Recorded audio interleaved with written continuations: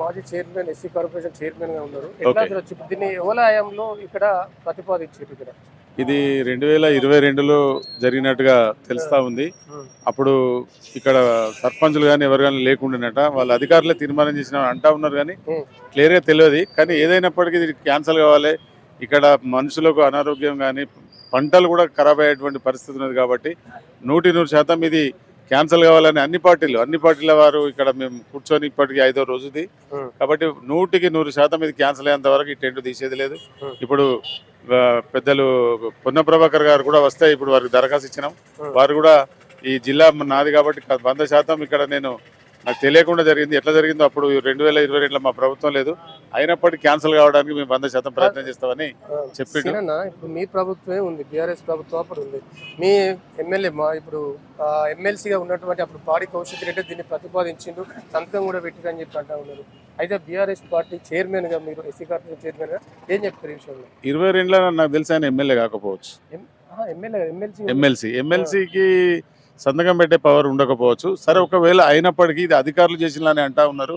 ఒకవేళ కనుక అది నిజంగా కూడా అలాంటి జరుగుతుంది, ఎవరు చేసినా కూడా మాకు అంటే ప్రజలకు తెలియకుండా జరిగింది కాబట్టి ఎమ్మెల్సీ ఆయన ఉండి చేసినా కూడా దీన్ని ప్రతిఘటించవలసిందే. అది తెలుసా అనేది మనకు తెలియదు కదా. కాకపోతే ఏంటంటే ఎవరు చేసినా తప్పే, అది ఎవరు చేసినా తప్పే. ఎందుకంటే నర్సంపేటకు అటు ఇటు పోయిందని హుజురాబాద్ తీసుకొచ్చేది చెత్తన కొడుకులు తీసుకొచ్చినట్టే ఇడికి. ఆ చెత్తను ఏ నాయకుడు తీసుకొచ్చినా చెత్త నాయకుడు తీసుకొచ్చినట్టే అది ఎవరి అయినా క్షమించేది లేదు.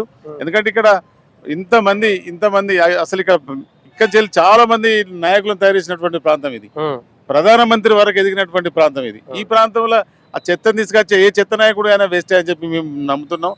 కాబట్టి 100% ఇది క్యాన్సిల్ అయ్యేంత వరకు మేము పోరాటం చేస్తాం. అంటే ఇప్పటికే అధికార పార్టీకి సంబంధించిన ఇన్ఛార్జ్ ప్రణవ్ బాబు కూడా స్పందించిండు, ఇటు మీ ఎమ్మెల్యే కౌశిక్ రెడ్డి కూడా అసెంబ్లీలో స్పందించారు. కానీ ఈటల రాజేందర్ ఎన్నిసార్లు గెలిచిన ఒక్కసారి కూడా మాట్లాడలేదు దాని గురించి.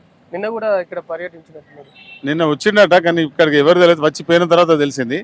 మేము ఇక్కడ ఏమంటున్నాం, ఇక్కడి నుంచి ప్రజాప్రతినిధులైన అందరినీ కూడా మేము ప్రశ్నించదలుచుకున్నాం. అది ఎవరైనా కానీ ఇక్కడ మా ఓట్లతోటి గెలిచినటువంటి ఏ నాయకుడు అయినా కూడా దీనికి బాధ్యుడే. అది సంతకం పెట్టినా ప్రోత్సహించకుండా కూడా వారు బాధ్యులే. ఎందుకంటే ఇక్కడి నుంచి ప్రజాప్రతినిధులు అయి మంత్రులు అయిన ముఖ్యమంత్రి అంటే ప్రధానమంత్రి వరకు ఎదిగినటువంటి ఈ ప్రాంతంలో అలాంటి చెత్తను ఇక్కడ తీసుకొచ్చి ప్రజల అనారోగ్యానికి గురి చేసేటువంటి ఏ నాయకుడు ప్రోత్సహించినా కూడా మేము ఒప్పుకునేది లేదు. కాబట్టి ఇప్పటికీ అందరు నాయకులు ఏకం కావాలి, అది క్యాన్సిల్ చేయాలి. మరి మీ ధర్నాలో కూర్చుంటాడా కౌశిక్ రెడ్డి? కూర్చోమని చెప్పి కూడా మేము అడగదలుచుకున్నాం. మేము పక్కా ఇక్కడ కూడా కూర్చోవాలి, ఎందుకంటే తన మీద కూడా ఒక ఆరోపణ వచ్చింది కాబట్టి ఈ డంప్ యార్డ్ క్యాన్సల్ వరకు నువ్వు కూడా నిరాదీక్ష కూర్చోవాలని మేము అడుగుతా ఉన్నాం. 100% కూర్చుండబెట్టే ప్రయత్నం కూడా చేస్తాం. సిరన్న, ఇంకో క్వశ్చన్ అడుగుతా, నిజం చెప్పాలి, అవుతాం చెప్పాలి. నిన్నగాక మొన్న మీ బీఆర్ఎస్ నుంచి కౌశిక్ రెడ్డి మీద ఏదో మీటింగ్ పెట్టుకున్నట్టు రహస్య మీటింగ్, అందులో నీ ఫోటో కూడా ఉన్నది, నీ వీడియో కూడా ఉన్నది. అలా ఏంది అసలు ఎందుకు అట్లా కౌశిక్ రెడ్డి వ్యతిరేకించారు? అది ఇంటి పోరు, అది మా పార్టీ లెవెల్.